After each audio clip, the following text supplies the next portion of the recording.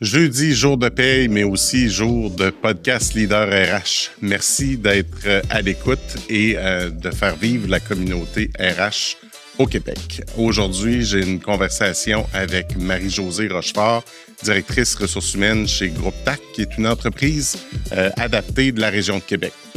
Vous allez vous rendre compte que même si on passe 24 ans dans la même organisation, c'est possible de trouver son bonheur, puis c'est loin d'être un long fleuve tranquille. On a aussi beaucoup d'apprentissage, je dirais, à voir comment une organisation comme la sienne est orientée et centrée autour des RH, alors que plusieurs essayent de se battre pour faire leur position et faire valoir les RH au comité de direction et dans les organisations. Dans son cas, tout est centré autour des ressources humaines parce que c'est une des missions premières de l'organisation d'aider et de faire l'intégration d'employés avec des limitations. Ce que je trouve aussi très intéressant et où il y a des apprentissages, c'est comment la pénurie de main-d'œuvre a fait en sorte que de plus en plus d'entreprises dites traditionnelles ont intégré dans leur rang des employés avec des limitations, TSA, déficiences, etc., mais qui n'ont peut-être pas nécessairement fait toutes les adaptations et tout le cheminement pour permettre une intégration puis un travail bénéfique pour ces gens-là. Je vous souhaite une bonne écoute et je vous invite en terminant à ne pas hésiter à partager les épisodes, mais aussi à commenter et à nous dire qu'est-ce qui a été le plus important, qu'est-ce que vous avez retenu de nos conversations avec nos leaders RH.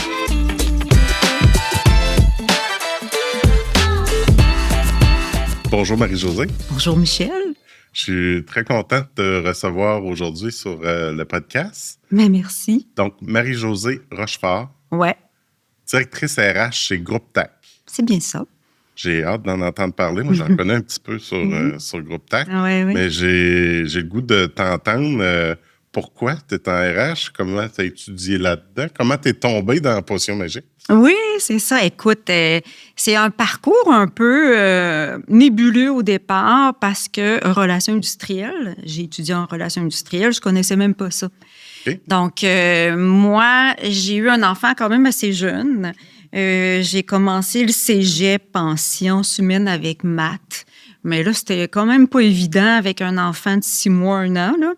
Fait que je fais ma première année, mais je laisse tomber mes maths, tu sais, pour te dire là, que ça allait pas super bien. Après ça, en étant au cégep de Sainte-Foy, j'ai vu qu'il y avait une technique en travail social. Donc là, ma 2e année, je suis allée en technique travail social. Mais encore là, je trouvais ça difficile parce que j'avais un enfant qui était quand même assez jeune aussi à l'époque.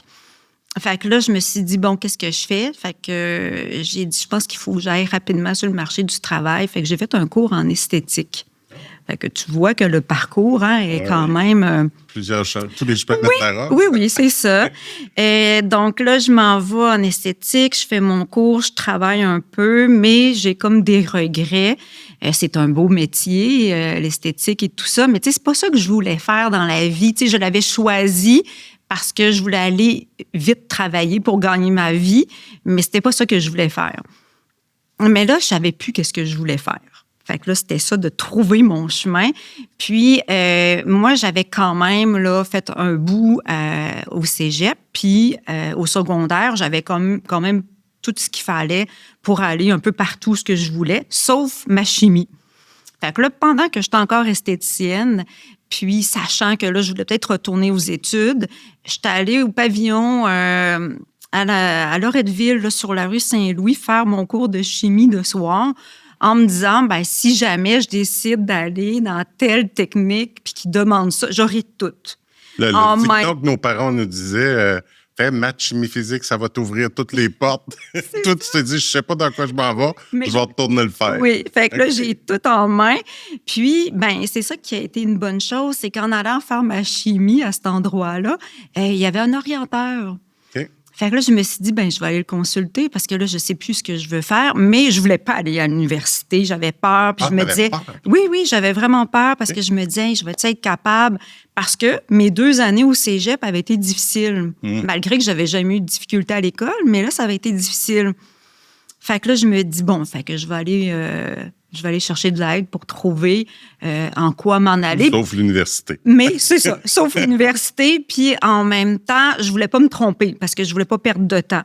Il n'était pas question que je fasse des essais et tout ça, puis que je regrette. Donc, je vais voir l'orienteur au pavillon, puis il me fait passer des tests et tout ça. Puis là, ça sort relations industrielles à l'université. Mais là, je dis, non, mais moi, je veux pas aller à l'université. Là. C'était pas ça, là. C'est une technique. Elle dit, mais pourquoi? J'ai dit, écoute, je pense que j'ai peur de trouver ça difficile, de pas réussir, tout ça. Puis j'ai dit, ça va être long. Elle a dit, aller au cégep, une technique, c'est 3 ans. Le bac en relations industrielles, c'est 3 ans aussi. Puis elle dit, de toute façon, tu es allé 2 ans au cégep, tu as toutes tes matières et tout ça. Fait que c'est à partir de là que je me suis lancée, puis que j'ai... Quand elle te disait relations industrielles, savais-tu c'est quoi ça mangeait en hiver? Pas bien, mais là, elle me parlait plus de ressources humaines. C'est sûr qu'il y a comme le volet plus relations travail, tu as le volet aussi plus ressources humaines. C'est sûr que moi, c'était plus ça qui m'intéressait. On a regardé les cours ensemble et tout ça, donc... Tu t'es lancée? Je me suis lancée. C'était quoi ton premier poste RH? Premier poste RH, Ville de Québec. OK. À l'époque, en 2000, l'équité salariale, c'était important de faire, tout le monde devait faire l'exercice d'équité salariale. Puis la Ville de Québec avait besoin de gens temporaires pour faire des descriptions de fonctions de leurs travailleurs. Puis, tu sais, la Ville de Québec, c'est quand même assez large. Là, tu as des brigadiers, tu as des agents d'entretien, tu as des gens... Il y a vraiment beaucoup de fonctions à décrire. Beaucoup de fonctions, puis il manquait beaucoup de descriptions de tâches. Donc, mon premier contrat, ça a été à la Ville de Québec. Tu avais fini le bac? OK. Oui, j'avais fini le bac. En fait, mon bac, je l'ai fait vraiment en 3 ans, plus un été. Je me prenais toujours 4 cours par session au lieu de 5, parce que je travaillais puis j'avais un enfant. Puis, je me prenais 2 cours d'été. Fait que ce qui fait que je me rattrapais, puis j'ai fini avec mon stage durant l'été. C'était-tu si pire que ça? Là? Pas du tout. Ouais. J'ai très bien réussi. Des fois, on a des idées préconçues. Oui, on s'imagine que ça va être hyper difficile, mais non, pas du tout. Ça a super bien été. J'ai réussi. C'est sûr que j'allais peut-être pas n'importer. Mais je me suis quand même fait des bons amis, puis j'ai bien réussi.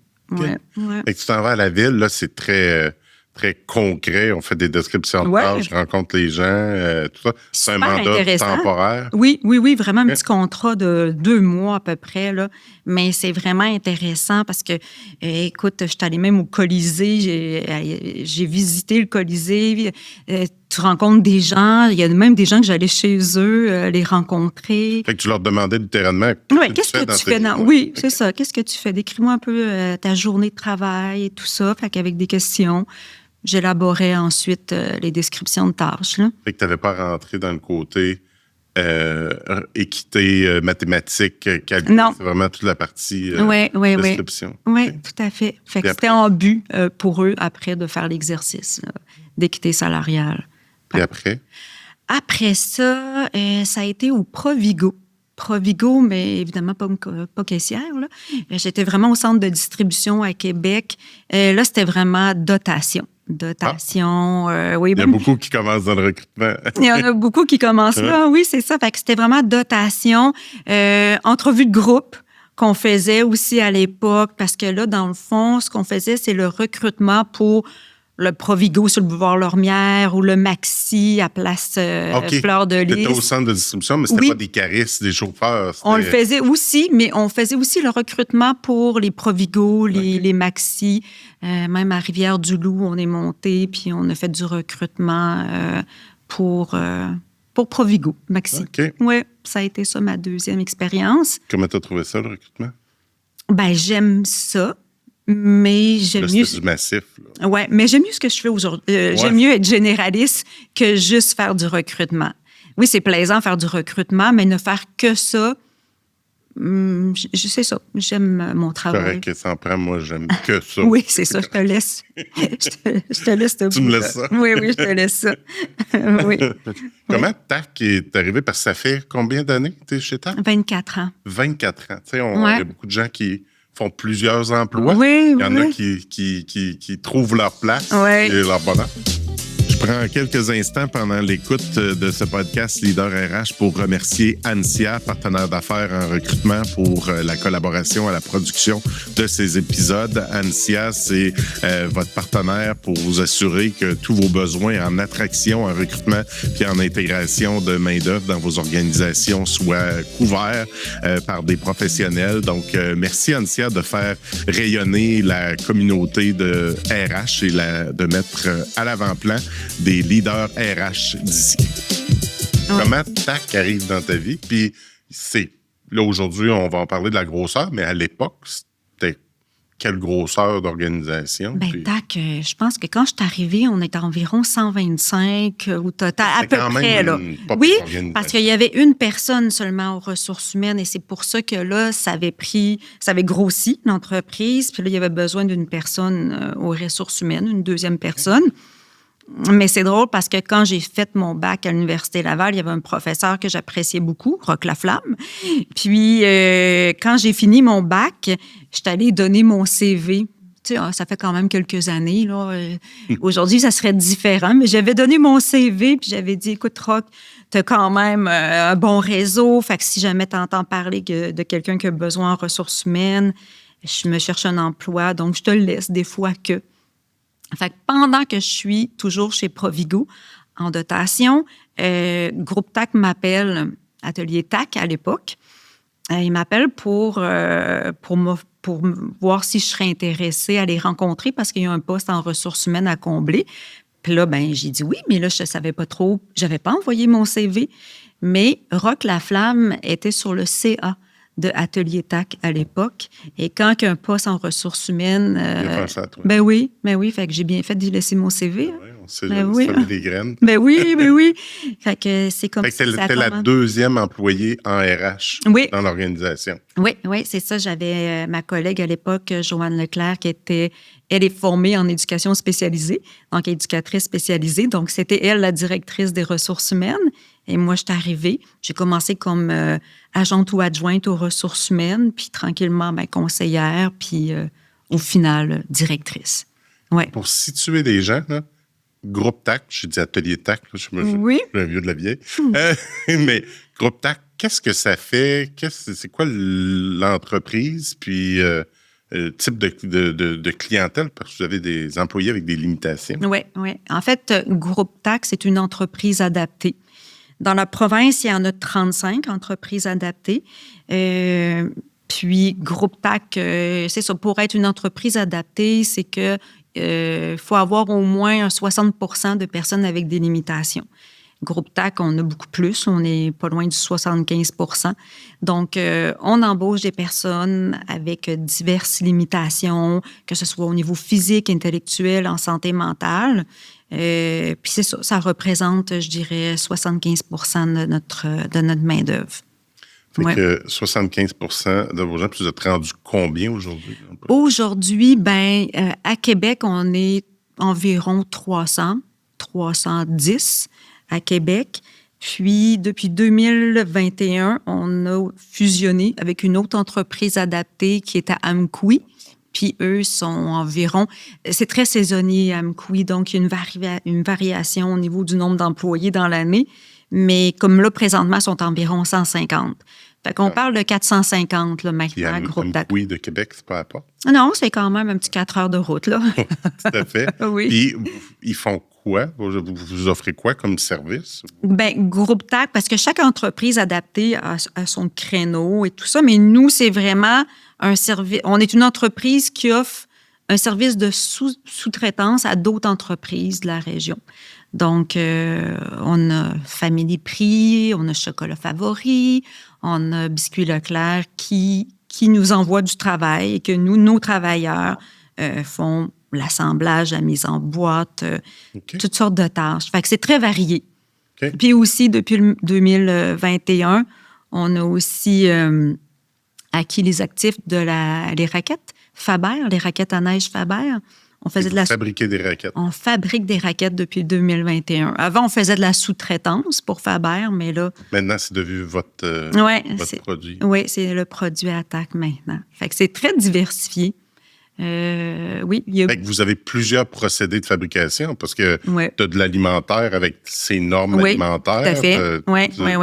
Fait que la complexité, vous en avez là, dans ça. Puis en plus, Ouais. vous avez l'enjeu des employés avec des limitations puis les adaptations Oui. à faire. Oui, mais en même temps, ben oui, c'est un enjeu, oui, puis non, mais ça se passe super bien parce qu'on a vraiment des bons... des personnes à l'interne là, qui sont vraiment capables de bien décortiquer la tâche, ce qui fait que, bon, pratiquement tous les travailleurs sont capables là, de faire le travail. Tu sais, une raquette, on la fait pas de A à Z. Il va y avoir une personne qui va s'occuper de plier le tuyau, il y a une autre personne qui va faire le tamis aussi de la raquette, une autre personne va visser les vis. Donc, c'est bien pensé, c'est bien décortiqué pour que nos travailleurs soient en mesure de faire le travail. Donc, oui, puis ils sont vraiment bons. Hein? Très, très bons. Ouais.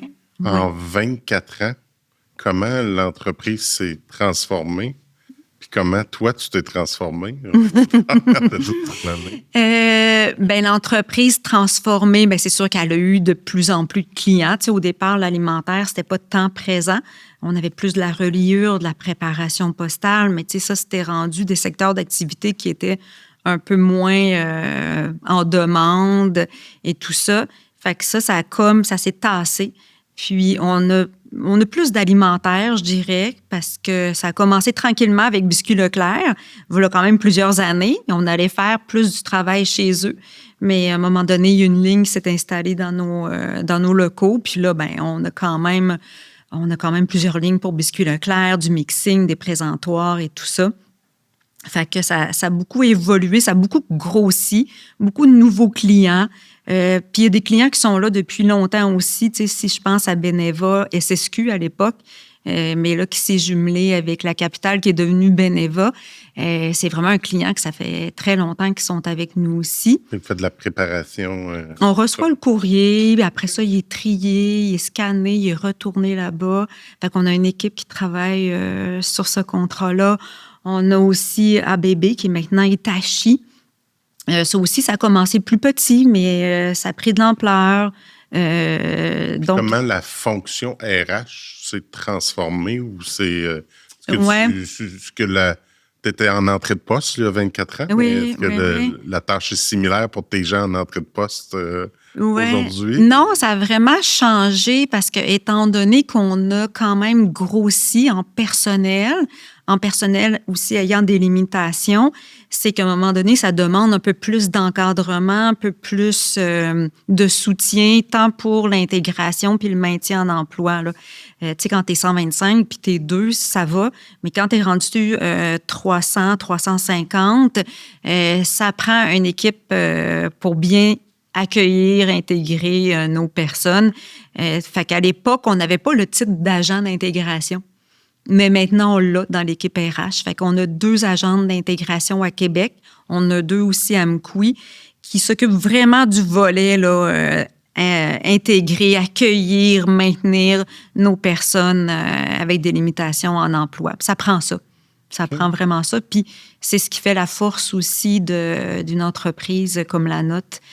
Parce que sans nos agents d'intégration, avec leurs connaissances qu'ils ont, sont formés en éducation spécialisée, eux autres, ils ont une compréhension, ils ont des compétences qui font qu'ils sont très accueillantes, très chaleureuses, capables de monter des outils si les travailleurs ont besoin pour bien comprendre le travail et tout ça. Donc, c'est ça. Ça m'intéresse beaucoup parce que, bon, la pénurie de main-d'œuvre fait en sorte que des entreprises traditionnelles ont pris des gens avec certaines limitations. Il y a les bassins de main-d'œuvre. On a de moins en moins de temps pour former les gens, pour accompagner nos gens. On veut des employés plug and play en tant que, tout ça. Ouais. Puis je trouve ça intéressant de faire un double clic là-dessus sur... Tu sais, tu disais faire des étapes, documenter, expliquer comment on adapte le travail. Parce que vous faites le même travail qui peut se faire dans ce que vous faites pour Leclerc, il le faisait à l'interne, puis vous faites. Comment je peux tirer profit ou apprentissage de ce que vous faites comme intégration, formation, tout ça, dans mon entreprise? Ben c'est sûr que nous, là, c'est comme je viens de le dire tantôt, c'est la force et nos agents d'intégration qu'on a sur place. C'est sûr que si une entreprise régulière voudrait embaucher une personne qui a des limitations, mais sans trop l'encadrer, je suis pas sûre que ça serait une réussite. Hein? Fait que pour que ça soit une réussite, ces gens-là ont besoin d'avoir des personnes ressources à l'interne et c'est ce que font nos agents d'intégration. Comme je le disais, c'est vraiment la première journée, on l'accueille, on remplit les papiers avec cette personne-là, on lui donne un petit guide de bienvenue, le poste à Brigitte, le poste à Dany s'il y a un problème. Durant la journée, ils ne sont pas laissés là tout de suite. Des fois, il peut être jumelé avec un autre travailleur, mais les agents d'intégration, s'il y a une pause, ils vont aller voir le travailleur pour s'assurer qu'il a bien compris que c'est son moment de pause, comment ça s'est passé, sa première partie de travail. Le dîner arrive, c'est la même chose. En fin de journée, nos travailleurs finissent à 3 heures. Les agents d'intégration sont à la sortie ou pas loin. Ils sont vraiment très présentes sur le plancher et répondent aussi aux besoins. Ça peut arriver qu'on a un travailleur qui commence, qui est très, très anxieux. Nous-mêmes, on l'est. Hein? Puis, qui a des besoins particuliers. Il y a un plan d'action qui a été aussi des fois monté, établi plutôt là, avant son arrivée. On le sait qu'il va avoir tel besoin, tout ça. Donc, c'est vraiment nos agents qui prennent sur leurs ailes les travailleurs. Mais ce que tu me décris là, de prendre soin de notre monde dans les premières journées, c'est ce que toute entreprise devrait faire avec oui, c'est clair. Qui, en tant que tel. Oui. Prendre soin, puis s'occuper, puis aller voir à la pause, ça va. Oui. T'as-tu des éléments, tout ça? Fait que c'est dans l'accompagnement, je pense, puis dans l'écoute, puis dans le soutien de ces gens-là qui a une différence. Au niveau de la tâche, des instructions de travail, du compartimentage, je sais pas ce que je veux dire. Compartimentation. Décortiquer une tâche.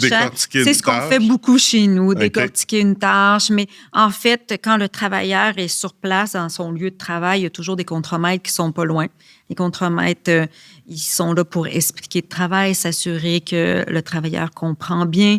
Si, par exemple, il voit un travailleur qui vient un peu désorganisé, qui est trop stressé, tout de suite, un petit chat à l'agent d'intégration, elle s'en vient, elle fait le suivi avec cette personne-là, elle revoit la tâche avec elle, elle peut rester un bout de temps avec elle. C'est sûr que l'approche est beaucoup plus focusée. C'est ça, tu sais, dans le fond, on veut vraiment que ça soit une réussite. Fait que ça prend une présence. Ça prend vraiment une présence qui est probablement plus soutenue qu'un travailleur non handicapé. Là. C'est d'être présent. C'est sûr que sur les lieux de travail aussi, il y a des moyens qu'on a mis en place. De plus en plus, en tout cas, on a beaucoup de nouveaux travailleurs qui ont un trouble du spectre de l'autisme, un TSA. C'est plus présent les dernières années. Okay. Donc, on a installé aussi, on a fait une salle pour ces personnes-là. Une salle où la lumière est tamisée, où il n'y a pas de bruit, où il y a des chaises berçantes, des fauteuils confortables, des genres de balles anti-stress, de couvertures pesantes, pour que il y ait un 15 minutes de pause ou un moment de dîner où ils peuvent venir se ressourcer parce que pour une personne, un TSA, avoir de la lumière, du bruit dans l'usine ou beaucoup de gens, ça vient un petit peu vidant, si on peut dire.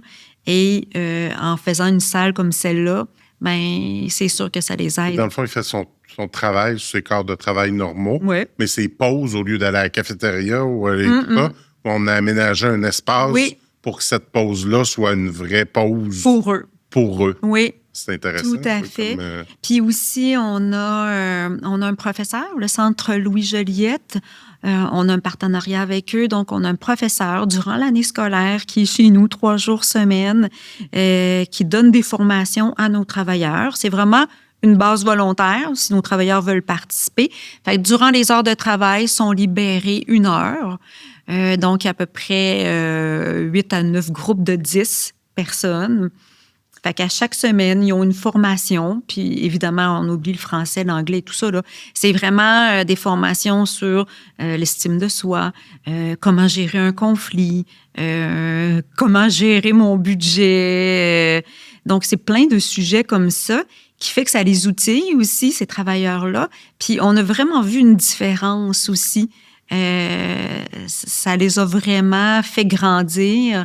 Ne serait-ce que gérer des conflits, tout ça, ça a un impact aussi. Vous le voyez. Ben oui. Donc, tu sais, oui, il y a les agents d'intégration qui ont vraiment un rôle essentiel, vraiment essentiel, mais il y a tous les aménagements aussi qu'on a fait. Décortiquer la tâche, adapter les postes de travail, la salle TSA, comme je viens de dire, les formations qui sont données par notre professeur, ça fait une différence. Ce que je trouve intéressant aussi dans ce que tu dis, c'est qu'on s'attend souvent de nos contremaîtres, nos superviseurs de production à être des coachs, à être là dans l'entreprise, de gérer la productivité de tout le monde. Mais ça arrive souvent qu'ils gèrent des cas, les gens arrivent avec une charge émotive, c'est passé quelque chose, une anxiété, tout ça, puis ils sont pris à gérer ça avec le reste. Ce que je comprends, vous, c'est qu'en ayant vos éducatrices, vos aides, qui viennent gérer ce cas-là, vont désamorcer probablement mieux que si un superviseur le fait. Puis ce genre de poste-là, ça n'existe pas dans les entreprises, dans les organisations. Je suis persuadé qu'il y a bien des entreprises qui gagneraient à avoir ce rôle-là pour venir puis gérer. Puis pas vraiment dans une situation d'entreprise avec des limitations, mais tout gérer, c'est cette partie de conflit-là, la partie d'anxiété, tout ça, je trouve ça intéressant. C'est peut-être une nouvelle fonction RH qu'il devrait avoir dans les organisations. Oui, parce que dans les entreprises régulières, c'est probablement les RH qui doivent gérer aussi ces cas-là, ou c'est d'aller s'outiller aussi. Oui, c'est ça. Oui, puis il y a le conflit en disant, on veut outiller nos gestionnaires pour qu'ils soient capables de faire, qu'ils ne soient pas tout le temps à cogner la porte des RH pour dire, viens gérer ça, viens gérer ça. Ouais. Par contre, si c'est le rôle de cette personne-là, pour des situations particulières, puis qu'elle n'a pas une formation à RH ou elle n'est pas en RH en éducation spécialisée, en travail social, etc., pour désamorcer, pour aider, pour outiller, c'est intéressant, vraiment. Oui. Il y a eu dans les médias récemment des plateaux de travail, des situations un peu... des gens qui étaient là pendant 10 ans, 15 ans, puis n'étaient pas payés ou qui gagnaient 100$ par semaine. Oui. Vous, vos gens, tu me disais, vous êtes même syndiqués. Tout le monde est payé chez vous. Oui, puis, tout le monde est payé chez nous. Ils ne viennent pas faire du bénévolat. Non, on a des gens qui sont non rémunérés parce qu'on les accueille comme stagiaires scolaires. On a des partenariats avec des écoles qui cherchent des milieux de stage à leurs étudiants qui ont certaines limitations. Mais autrement, chez nous, tout le monde est salarié. On a une convention collective, puis il n'y a personne qui est au salaire minimum même. Là. Le salaire le plus bas, je pense, c'est 17 et 30. Après ça, si t'es manœuvre, manutentionnaire spécialisé, tout ça, il y a une progression où tu es vraiment payé selon le poste que tu occupes. C'est tous des travailleurs chez nous. Ils sont syndiqués, ils sont rémunérés pour leur beau travail. Ouais. En termes d'évaluation de la performance, tout ça, êtes-vous en mesure de mettre des éléments en place? C'est-tu plus la rétroaction? Oui, on est quand même capable de mettre des mesures en place, mais c'est sûr que l'évaluation de nos travailleurs est très différente que ce qu'on voit peut-être dans une entreprise régulière. Mais quand même, on essaie de rendre ça simple. C'est comme des critères plus, est-ce que je suis là à l'heure? Est-ce que je suis assidue à mon travail? Est-ce que j'ai des bonnes relations avec mes collègues, avec mon supérieur? C'est plus à ce niveau-là. On y va pas trop dans la performance. Est-ce que, oui, je fais une belle qualité de travail? Est-ce que, oui, mais en même temps, on n'est pas trop dans la performance, même s'ils sont vraiment performants. Là. Tu me disais que Oui. Des gens sont là depuis très longtemps chez Oui. vous. Oui, justement, cette semaine, il fallait que je fasse un petit exercice là, parce qu'on fait une revue annuelle. Là. Tu sais, j'en ai combien que ça fait 20 ans qu'ils sont là, 25 ans, 40 ans. J'en ai 2 que ça fait 40 ans qui sont là, 50 et 50, entre 50 et 60 que ça fait plus de 20 ans. Wow. On a quand même une bonne rétention là, de personnel chez TAC à tous les niveaux, là, que ce soit l'équipe de soutien ou de production. Là. Avec la pénurie de main-d'œuvre des dernières années, avez-vous vu des gens qui ont quitté chez vous pour aller dans d'autres entreprises? Tout ça? Est-ce que vous êtes-vous fait voler de la main-d'œuvre? Oui, mais en même temps, c'est correct aussi. Mais c'est clair qu'avec la pénurie de main-d'œuvre, on a vu aussi, ça paraît parce que dans le sens que les entreprises régulières ont fait aussi de l'embauche avec des personnes qui avaient des limitations, mais assez fort, si on veut. Là.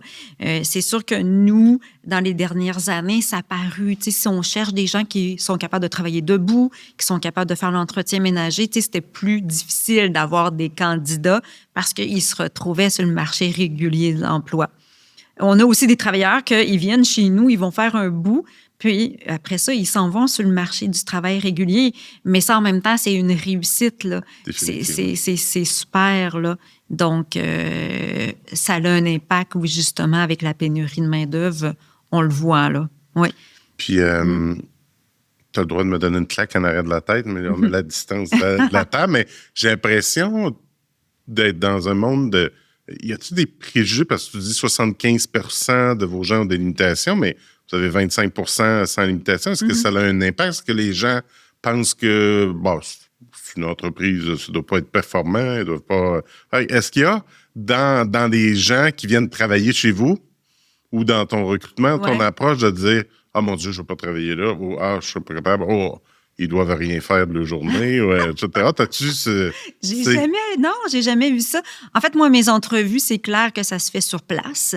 Je ne fais jamais d'entrevue en Zoom ou en Team. C'est sur place et j'ai jamais vu une personne qui est venue chez TAC puis a dit « Oh mon Dieu, non, jamais je travaillerai ici. » Jamais.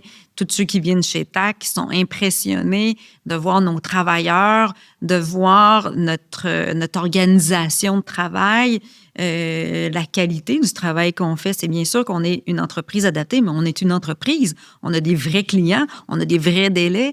Il faut respecter tout ça. Puis si les clients font affaire avec nous, c'est pas juste parce qu'on embauche des personnes avec des limitations, c'est parce qu'on fait bien le travail aussi. Là.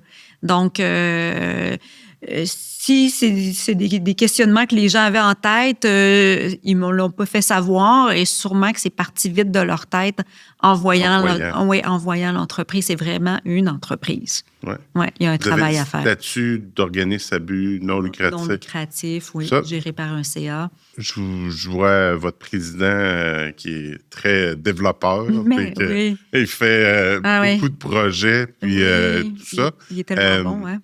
Pardon? Il est tellement bon. Oui. Oui.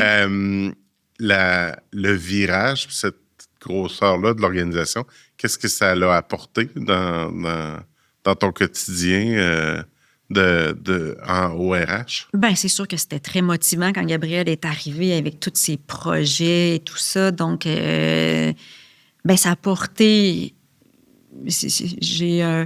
C'est sûr que, comme je le disais, ça a apporté des changements au niveau de la structure RH avec les agents d'intégration, une première, une deuxième qui est arrivée. Mais ça a toujours été stimulant. C'est très positif, là. Tout ce développement-là qu'il y avait, puis avec le désir d'engager davantage de personnes avec des limitations, je trouve que c'est tellement notre mission. Ouais. Donc, oui. On parle beaucoup du sens dans le travail, de travailler pour quelque chose, une cause, quelque chose de plus grand. Ouais. Quelle proportion ça prend chez vous? Je pense que c'est... Bien, c'est sûr que ça prend une grande proportion. Là. C'est ce qui fait que je suis encore chez TAC aujourd'hui. Là. Ça a vraiment un sens important. Faire des RH pourrait en faire ailleurs, mais là, ces gens-là, ils ont une force, ils sont tellement bons, tellement travaillants, tellement résilients que c'est inspirant, là. Quand on arrive le matin, puis tu les vois tout souriants, puis écoute, il y en a qui se lèvent à 5 heures du matin pour venir travailler. Il y a des gens en fauteuil roulant, il y a des personnes sourdes. Ils sont là, sont souriants, sont au travail. Donc, oui, c'est vraiment très stimulant de travailler chez TAC. Ouais, c'est beau. C'est très beau les voir. Ouais. Ton équipe, ça a l'air de quoi aujourd'hui? Tu disais tes 2 agentes d'intégration. Oui. Tu la payes, santé, sécurité, tout ça? En fait, je suis vraiment celle qui fait un petit peu ce qu'on fait dans une entreprise régulière. Là, hein, tout ce qui est santé, sécurité, formation, évaluation et tout ça. J'ai 2 agents d'intégration. Il y a 2 agents d'intégration qui s'occupent vraiment du personnel avec des limitations. J'ai une adjointe aussi aux ressources humaines qui m'aide dans toute l'administration du département. On n'a pas la paye, nous, dans le département RH. Là. Oui, puis à Mkoui, c'est la même chose. 2 agents d'intégration, dont une qui va faire un petit peu plus, là, qui va être avec moi par rapport à la santé, sécurité, tout ça, qui fait un petit peu plus de gestion, je dirais. Oui, fait que c'est comme ça qu'est bâti le département des ressources humaines. Comment, j'entends dans le sens, puis l'organisation, puis tout ça, la mission, mais quand on travaille 24 ans dans la même organisation, puis on voit des gens qui changent aux 2-3 ans, comment on se sent encore pertinent, puis on trouve notre bonheur là-dedans, là, au-delà du sens, puis grandir professionnellement? Mon Dieu, ta question est vraiment bonne. C'est ça, j'ai jamais été à changer d'emploi. Mais je me suis toujours sentie grandir quand même parce que l'entreprise a grandi, l'entreprise a changé, elle a évolué. On a des nouvelles personnes qui arrivent, on a des gens qui partent à la retraite, mais on a des jeunes qui arrivent. Moi, je trouve ça beau. Je trouve que c'est inspirant aussi. Notre rôle, on s'adapte, il change aussi selon les besoins. Je ne sais pas si je réponds bien à ta question, mais... Oui, des fois, on cherche... je ne sais pas si l'adage de dire la pelouse, le gazon est plus vert chez le voisin, tout ça. Des fois, on cherche notre carrière en disant « ben, ça va être mieux ailleurs ou il y a d'autres choses. » Mais on oublie parfois qu'à l'intérieur de l'organisation se transforme, l'organisation change. Oui. Les gens changent, nos interactions. Nos gens tout à fait. Ah non, moi, je ne suis vraiment pas à penser que l'herbe est plus verte ailleurs que chez TAC. Là. Au niveau du comité de direction, quelle place ça prend le côté RH avec les autres? Parce que vous avez des fonctions traditionnelles, opérations, finances, etc. Comment on réussit à être plus stratégique en termes RH, pas juste en transactionnel? Comment on réussit à aller chercher l'écoute de nos collègues du comité de direction? Mais c'est pas trop difficile parce que c'est la mission première. Fait que les RH ont une importance dans une entreprise comme la nôtre. Là. La mission, c'est d'intégrer des personnes avec des limitations dans un milieu de travail adapté et valorisant pour eux. Donc, tu sais, on est tout axé vers là. Donc, autant le contrôleur que le directeur de production ou que ce soit la directrice qualité, le but est le même pour tous. Donc, j'ai pas à prendre une place ou à chercher ma place ou à faire passer mes idées. Pas du tout. C'est vraiment des échanges, puis on est tous dans le même sens, là. Ouais. Okay. Ouais. Tu parlais de ton bilan que tu es en train de faire, des personnes, l'ancienneté dans l'ancienneté, l'anxiété. L'anxiété. Ah, tu as un bilan pour ça? Non, ça, j'ai pas le bilan. On est presque rendu à la fin. Je prends 10 secondes de votre temps pour remercier encore une fois notre partenaire ANSIA pour la réalisation de ce podcast Leader RH, puis de mettre en lumière des leaders d'ici. Comment la reconnaissance se dit chez vous? Est-ce que des formules au quotidien? Comment ça fonctionne? La reconnaissance du travail, est-ce qu'ils vont sur différents postes? Ils vont travailler sur d'autres postes de travail? Ils vont dans d'autres divisions?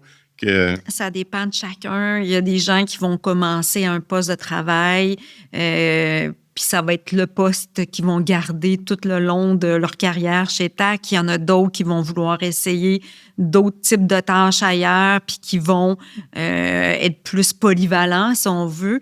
Puis c'est parfait, mais on va respecter chaque travailleur.